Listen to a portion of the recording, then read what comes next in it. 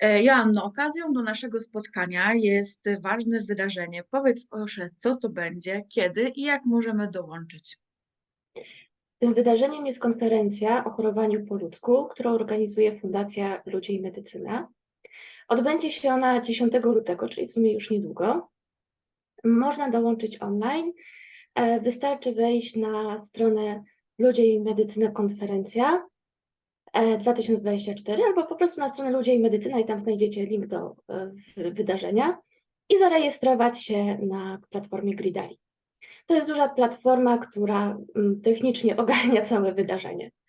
Można też spotykać się z nami stacjonarnie w Warszawie w siedzibie naszego sponsora PZU Zdrowie na ulicy Rondo Daszyńskiego 4. Link do zapisów zostawimy w opisie, więc koniecznie zerknijcie. A powiedz proszę, jaki jest plan wydarzenia? Czego możemy się spodziewać? Podczas konferencji będziemy poruszać tematy związane z życiem z chorobą przewlekłą. Nie skupiamy się może na kwestiach medycznych, a raczej na tym, jak funkcjonować każdego dnia, ponieważ prawda jest taka, że po wyjściu ze szpitala ze wszystkimi zleceniami, zaleceniami, receptami zaczyna się normalne życie z chorobą, które zazwyczaj jest dość trudne. Dlatego skupiamy się na tych aspektach życia codziennego. W tym roku poruszymy 4 tematy: choroba przewlekła, związek, prawa pacjenta, poszukiwanie rzetelnych informacji w erze cyfrowej oraz choroba przewlekła, a praca. Joanno, powiedzmy więcej o tym temacie. Choroba przewlekła, a praca. Jaka jest sytuacja osób z chorobami przewlekłymi na rynku pracy i też już później, jak budują się te relacje w miejscu pracy? Obecnie według statystyk z 2022 roku aktywnie zawodowo jest dość dużo osób z chorobami przewlekłymi. To jest około 9, ponad 9% wszystkich zatrudnionych, czyli tak naprawdę to jest dość duża grupa osób. Z tego też wynika to też z tego, że osoby z chorobami przewlekłymi po pierwsze nie chcą rezygnować z aktywnego życia, a też biorąc pod uwagę sytuację w naszym kraju, to też nie mogą, bo też wiele osób na przykład nie ma renty, tak? Bo nie zawsze choroba przewlekła predysponuje osoby do posiadania na przykład renty wspierającej finansowo. Ale innym zagadnieniem jest to, że choroby przewlekłe zazwyczaj są niewidoczne. Więc jeżeli pracownik, który ma chorobę przewlekłą, z jakichś powodów nie mówi o tym w pracy, czy nie mówi o tym swojemu pracodawcy, to często pracodawcy nie mają nawet o tym zielonego pojęcia. Często to wynika z różnych obaw, chociażby przed zwolnieniem takiej osoby. No, rynek kapitalistyczny bywa dość drapieżny i ja te obawy rozumiem. Z drugiej strony też pracodawcy muszą mieć świadomość, że takich pracowników będzie coraz więcej ze względu na to, że ilość chorób cywilizacyjnych niestety nam się zwiększa. Możliwość leczenia różnych też chorób powoduje, że pacjenci z chorobami przewlekłymi mogą być aktywni zawodowo, więc nie muszą rezygnować z tego życia i nie chcą rezygnować z tego życia. I tutaj jest bardzo ważna kwestia otwartości właśnie pracodawców na takie sytuacje i na takie osoby. Myślę, że to się coraz bardziej zmienia i ta otwartość zaczyna być coraz bardziej widoczna i mam nadzieję, że ten trend już będzie u nas gościł na stałe. Też mam taką nadzieję. Na temat sytuacji pracowników i pracodawców właśnie w sytuacji, kiedy mają pracowników z chorobami przewlekłymi i jak zadbać o komfort osób z chorobami przewlekłymi, będziemy też właśnie mówić podczas naszej konferencji. Nawiązując do nazwy waszej konferencji o chorowaniu po ludzku. No właśnie, po ludzku, czyli jak?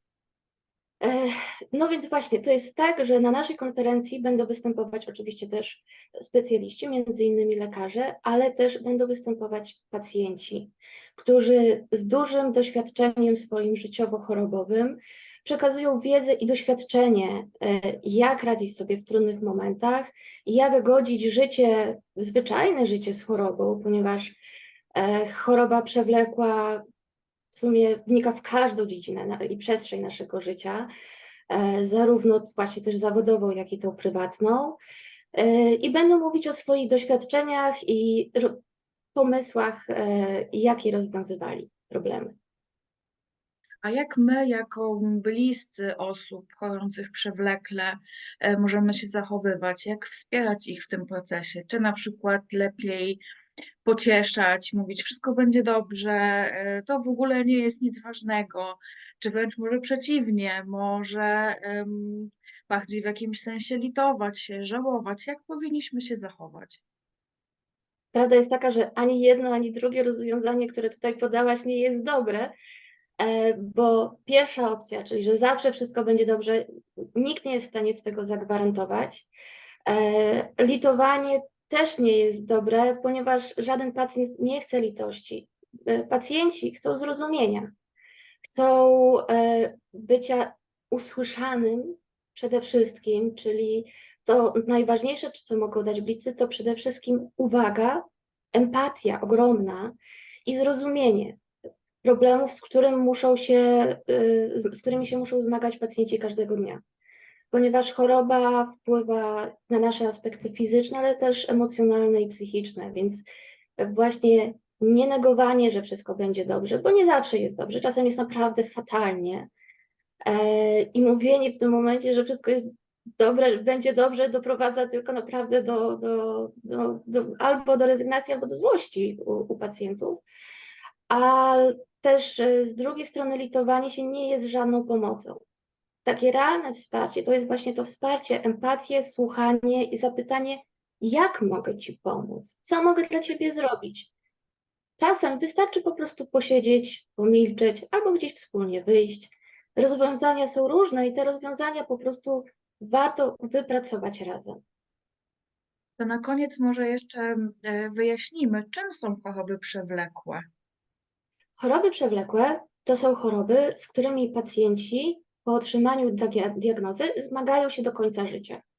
Zależnie od choroby i ustawienia leczenia, ten przebieg może być łagodniejszy. Wszystko czasem niestety pojawiają się objawy uboczne, na przykład przyjmowanych leków, ale prawda jest taka, że to jest coś, z czym się żyje do końca.